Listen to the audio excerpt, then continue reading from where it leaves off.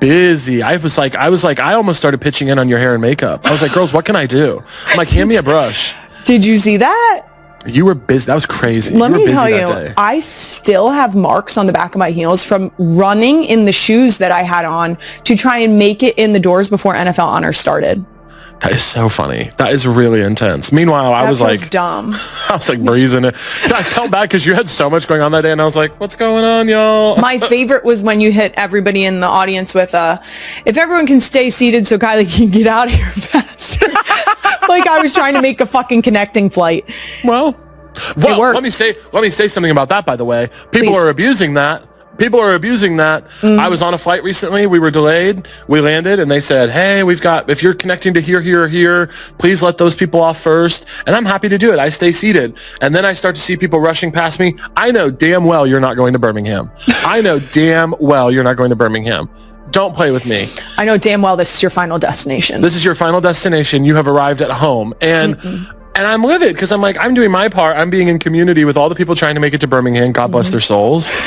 And then I'm seeing non-Birmingham travelers rush past me. Really, really upsetting stuff. I mean, people should act right. It's the way of the world right now, isn't it? Yeah. We're going to have a movie like Summer. And we're going to get back to treating people nicely.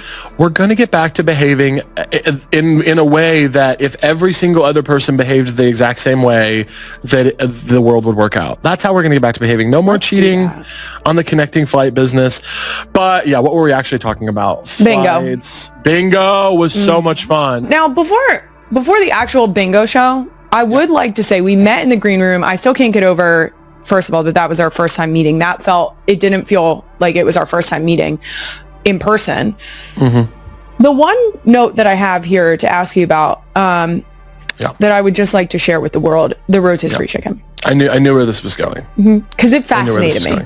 Yeah. Go ahead. What's your question? What are the benefits of a rotisserie chicken? I already asked this, but I would like you to share with the people. Yeah. So this is a funny thing. There are 2 rotisserie chickens on my rider. Okay. Usually this is because I'm arriving to a theater from an airport, about to do a show, need to put a little something in the tum. The rotisserie chicken, this is a trick that a lot of people do this actually. I've learned. It's a trick that I stole from Stavros, that the rotisserie chicken is perfect because it's filling, it's protein, it doesn't upset your stomach, and it's something to eat really quick before the show. And yes, you walked into our shared green room and I was taking down half a rotisserie chicken. Just going to town on half a rotisserie chicken. Not delicate, no delicate way to do it. Now, speaking of riders. Yeah. We do a segment on here called Coach Me Up. Yeah. I do not have a rider. Oh. Whenever events request a rider from me, I always just say, if I could have some water, that'd be great. Our whole team jokes around that one of these times they're going to put something on my rider and not tell me what it is. And then I'm going to show up and someone's going to be like, we got you this potpourri that we shipped in from Italy and it was only available there. And I'm going to be like, the fuck is with the potpourri? Why'd you do that? Yeah. One of these days they're going to surprise me, but I feel like if I were to put some random shit on there, I could use some advice on that. So if you were going to coach me up about what to put on my rider, besides 2 rotisserie chickens, what would you put on there? So anything packable, anything you can take with you, especially if you're traveling, because this is good stuff to put in your bag for the flight. Great. So like on my rider, it's like fig bars, chomps. This is not packable, but I always have black bean corn salsa and a hint of lime tortillas. It's not practical, but it's delicious. It's delicious. And actually, I was in a green room yesterday, and the guy came in. He was like, "Oh, did the chips not make it? We got you chips and salsa." And what's embarrassing is I had already asked my assistant to put them in her bag and take them back to my house. So we go, no, they made it. Don't worry about that. No, we dropped them on the floor. Don't worry about it. We got what we needed. But yeah, I think, okay, anything packable, anything you can travel with, take to the airport, something fun that delights you. Like I will say, I don't drink Dr. Pepper so much these days. I used to really go crazy on the stuff, but I keep Dr. Pepper on the rider. Not every time they do it, but that every once in a while I'll walk into a green room and there will be the crispest, I'm going to cry, coldest Dr. Pepper you've ever seen in your life? Yeah. Sorry, I'm get you a little emotional. Hits you right in the feels. Mm-hmm. Yeah, it's just after a long day when you're kind of having like a stressful week. Hit it. To crack open a Dr. Pepper, especially like a tall boy. You ever seen the tall boys? Oh, I've seen them. Woo! It's special. That nice little and you're like, is there something that does that for you? Is there something at all in the world that does that for you? I'm gonna have to think about it. Honestly, I feel like I answer the call whenever I get that feeling. Yeah. In a way that like I don't ever deprive myself of things. Well, that's a beautiful way to live. Thanks. I like to do things in moderation. That way I can make the excuse of having a donut 3 mornings in a row because the feeling struck me. Yeah. Oh, that's beautiful. Maybe it's a donut. Last 3 mornings. I do love a donut. Maybe it's a donut. I love a butter pecan iced coffee, but I like my butter pecan iced coffee in the morning. Kylie, do you know what yours could be? Every town has a great legendary donut spot. You should start telling, your rider should be like 3 donuts from the best donut shop in town. Perfect. Done. That's incredible. Do you know what I should then add to the list? Tell me. Ziploc baggies. Yes, exactly. So now you're thinking. That's exactly correct. Just say I need Ziploc bags and 3 of the best donuts in town. Okay. Okay. All right. You have to eat the whole thing. You can just take a bite of the donut. Add it to the rider. Yeah.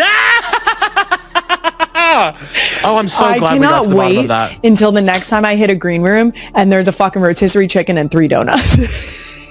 Hello? This life is supposed to be fun. When you come to Philadelphia. Yeah.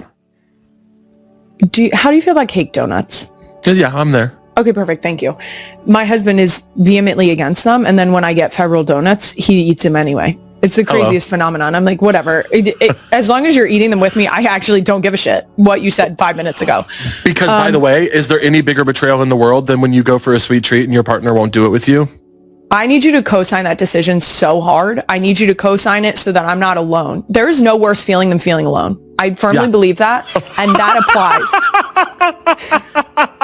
Sorry. That about donuts is killing me, and also I agree. There's no worse feeling in the world than feeling alone. Eat this donut with me. Eat the fucking donut.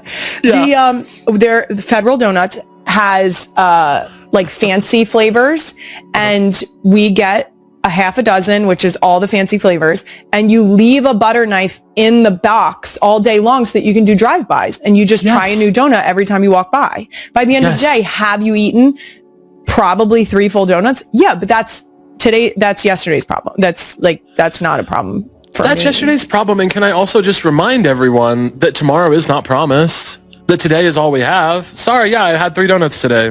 Whoa, that's crazy, but what if I don't get tomorrow? Moderation. Exactly. Hello. Exactly. Okay, so I'm putting donuts on the rider and a rotisserie chicken because the rotisserie chicken was so fascinating to me. It wasn't even funny. Now, last time you were on, we talked a little bit about stand-up and Philadelphia crowds. You told the story of how your friend's dad encouraged you to get some ass after the show. Is that still your fondest Philly memory? Yeah, I haven't gotten one since then yet. I guess my upcoming Philly trip will be my first time back in a minute. I don't know if I told you this or not, but it wasn't that show. It was a different time that I stopped in Philly. My friend Annie and I were on tour together. She is a musician, and her band was doing half the show, and I was doing half the show. We were kind of a small tour we put together just to fuck around. We stopped in Philly. We played the Fillmore. Mm-hmm. And after the show, we went to some dive bar and did karaoke into the wee hours of the morning with like a group of girls from a bachelorette party and like 5 male nurses and some random other people from Philly. It seemed like all like local people. Some of the girls were visiting, but most of them were from there.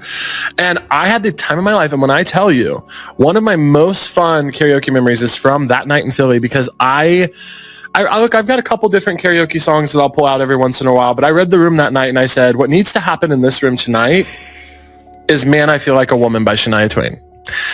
And Kylie, the girls, the bachelorette parties on stage with me were tearing it up. It's just like the most random crowd of my friends that I'm on tour with, and then this like little menagerie of like Philly locals tearing up, man, I feel like a woman ripping the roof off the place. It was magic. Yes, of course it was. That's Philly to me. See, that's when people get Philadelphia and they can look at that moment and be like, this is it. Those are the people I want in my life, because you get it. Maybe it was in Fishtown. It was like, it was really fun. We had so much fun. I'll have to we'll have to get to the bottom of that. I'm going to have to ask my husband. He is more of a karaoke. He's frequented karaoke bars. I would say, honestly, before we met, he used a karaoke bar, I think, more than he would like to admit. Yeah. Well, but it's where the wind took him. I do have one hot take about karaoke, which is that, look, Friends in Low Places, I love Garth. It's enough with Friends in Low Places. Guys, no one loves the man in the song more than I do. I love Garth Brooks to death. There's a moment in the Garth Brooks documentary where he starts crying thinking about the concept of shaking another man's hand. Okay? I would die for Garth Brooks. I'm true to it, not new to it. It's enough with the Friends in Low Places. That's fair. That's very fair. I'm trying to think of what my husband's is. I've actually never sung karaoke. Kylie, are you so serious? I'm nearly certain I'm not lying to you. Oh my gosh. What do you think your song would be? That's a great question. I have no fucking clue. My husband has a go-to. Queen Emma, can you text intern Brandon and find out what the song is? The Heart's a killer choice. It is. And he hits it with the every now and then I fall apart. And it's like, and it's, he's so good at it. I can feel it. I mean, it brings the vibes way up. He's going to have to hit that this summer to bring it. Dude. Yeah. Do you know by the way, we need to bring back songs where people are pathetically in love. It's not really happening much anymore. It's not. I was re-exploring I Have Nothing by Whitney Houston. And it's first of all, it's like, girl, stand up. But second of all, it's a beautiful song. We don't do that anymore. I will say, if I were to go with a song that I go with in the car, like I really go hard on. Yeah. I do love a Keisha Cole. Wow. I don't know if it would be a crowd favorite. Doesn't matter. I would have to feel the vibes. Yeah. But I just feel like it hits so hard. Sometimes at karaoke, it's about you. Oh, perfect. From time to time. There are times I've done songs that were... No wonder I haven't karaoke.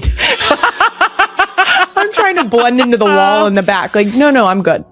Sometimes at karaoke, it's about you. And sometimes you have to just look at the room and go, regardless of, like, I've been in karaoke rooms where what the room wanted was a musical theater number. Y'all are going to get This Lucky by Britney Spears and enjoy it. That's what I can give to you tonight. Eat up.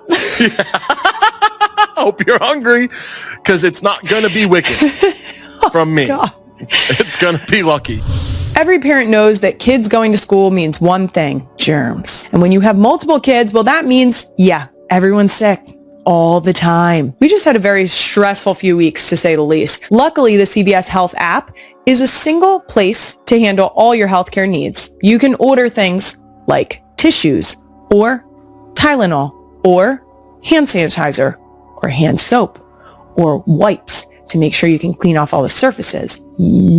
Or a piece of candy to reward yourself for getting through it. You know what I mean? The CVS Health app makes the whole healthcare experience simpler and more convenient, especially for parents and caregivers. It helps me refill, track, and manage prescriptions at any time. I can check my prescription status on the go, and CVS will tell me the moment my prescription is ready, so I don't have to waste any time. And if you can't pick it up in person, you can choose same-day delivery. Plus, you can quickly find care from qualified providers. All you have to do is schedule minute clinic appointments for vaccines, the flu, and more. Go to cvs.com/app to learn more and download the app today.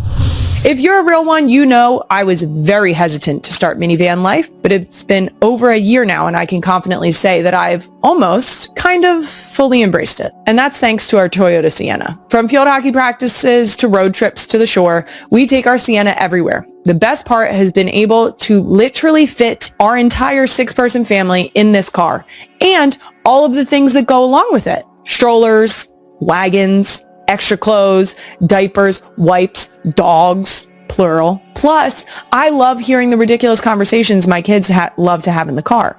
When we know that we're going on a long trip, we get to flip the TV down and they get to watch a movie on the way to the beach. It's crazy though, because the TV only works for long rides.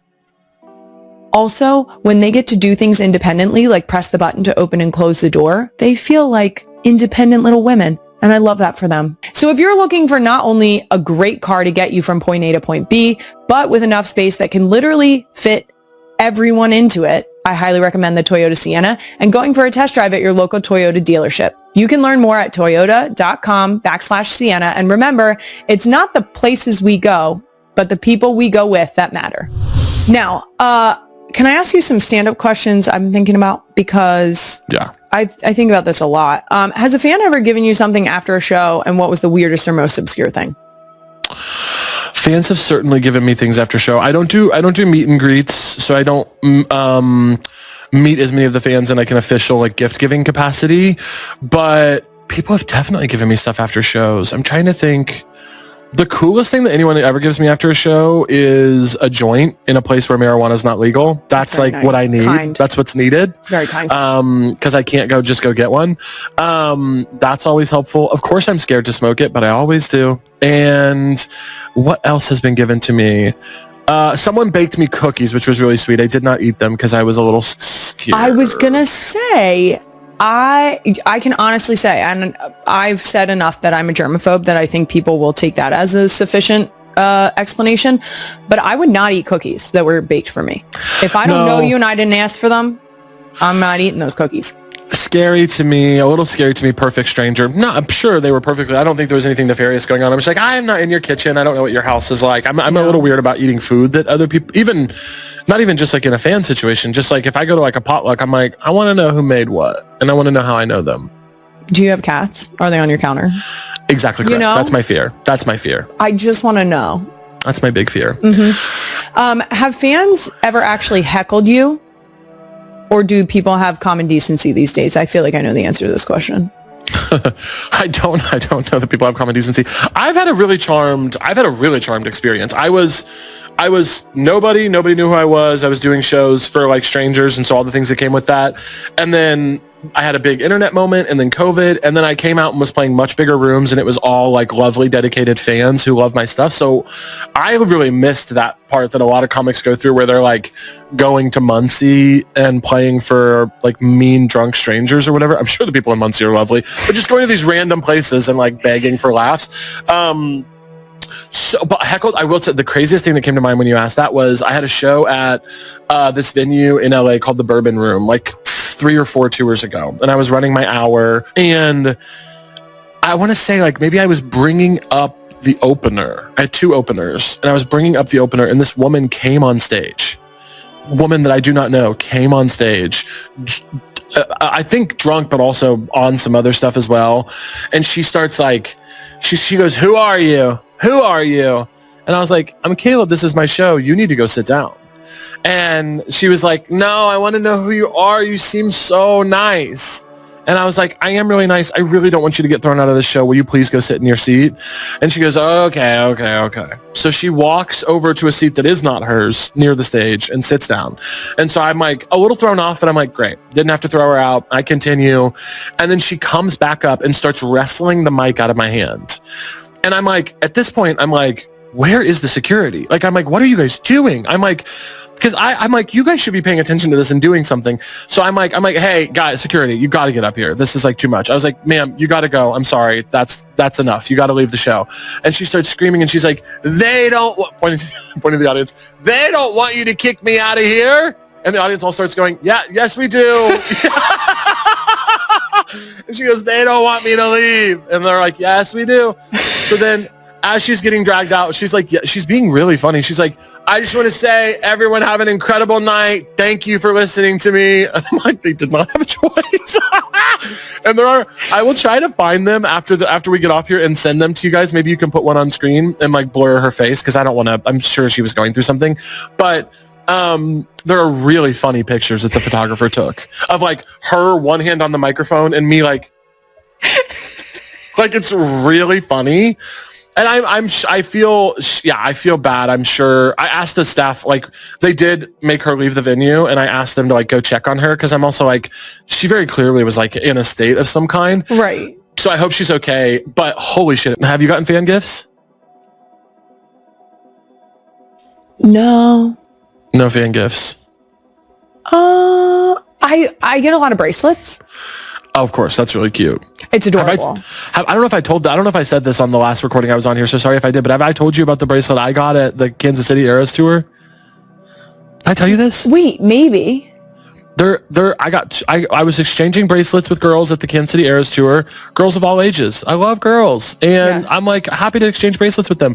I was so excited because also my friend's band was opening in Kansas City, Muna, and I was so excited to see them and to see Taylor and do the whole thing. And I was exchanging bracelets, and this one girl, Kylie, I'm not kidding. It sounds like I made this up for a joke. This one girl, she was so cute. She was wearing like a tutu, and she was like in very much like all purple, and it's very much like just so cute and excited. She must have been like 8.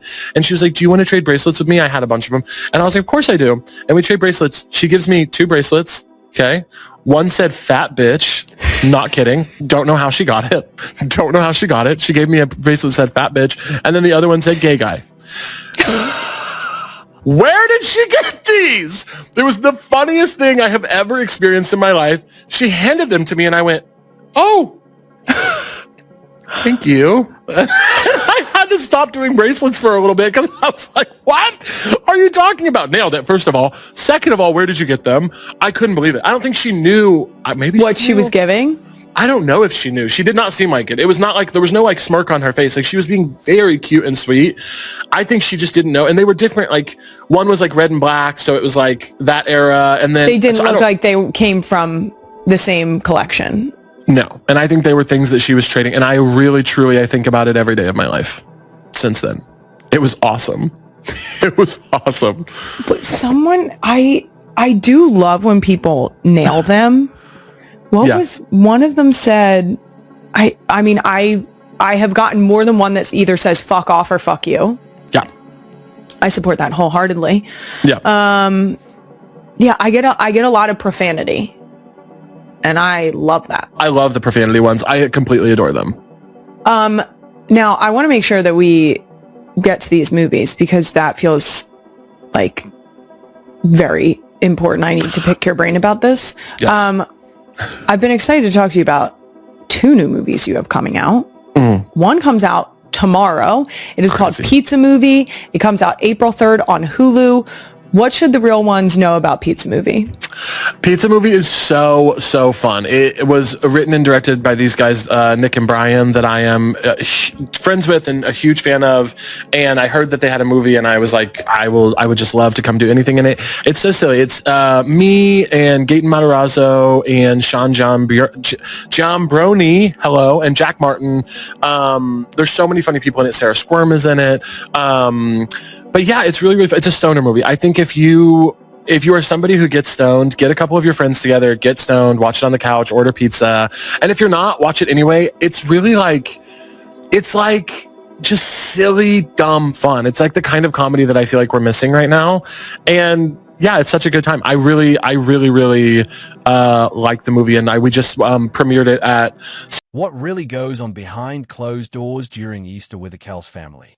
In a surprisingly candid podcast moment, Kylie Kelce and Taylor Swift pulled listeners straight into a celebration that felt far more personal than expected, and almost instantly, one name took center stage: Travis Kelce. The energy between them was effortless, with Kylie joking that she felt like she joined an unofficial Travis fan club alongside Taylor. A comment that sparked laughter but also revealed something deeper about how consistently Travis shows up for the people around him. As the conversation unfolded, Taylor shared a glimpse into Easter morning, describing how Travis had quietly taken charge, waking up early to organize a full family egg hunt, carefully placing small surprises in every corner just to create moments people would remember. Kylie didn't hesitate to confirm. It's exactly who he is, someone who turns even the simplest gathering into something unforgettable. But it didn't stop there, because what stood out most wasn't just the effort. It was the way Travis kept everyone engaged, pulling family members into the fun, keeping the mood alive, and making sure no one felt left out. Kylie, clearly used to this side of him, admitted it still catches her off guard how naturally he brings that level of excitement every single time. And as the tone shifted slightly, both women hinted at something more personal. His constant check-ins, the thoughtful messages, the quiet ways he stays connected even during the busiest days, subtly painting a picture of someone deeply invested in both family and relationship. Just when it seemed like the conversation couldn't get more real, Kylie dropped a light-hearted memory of Travis attempting to bake an Easter cake, only for it to spiral into total kitchen chaos, leaving everyone laughing and the room filled with flour and stories. And maybe that's the detail that says the most. Not perfection, but effort, energy, and the kind of moments that stick long after the holiday ends, leaving fans wondering what really makes those family gatherings so special behind the scenes.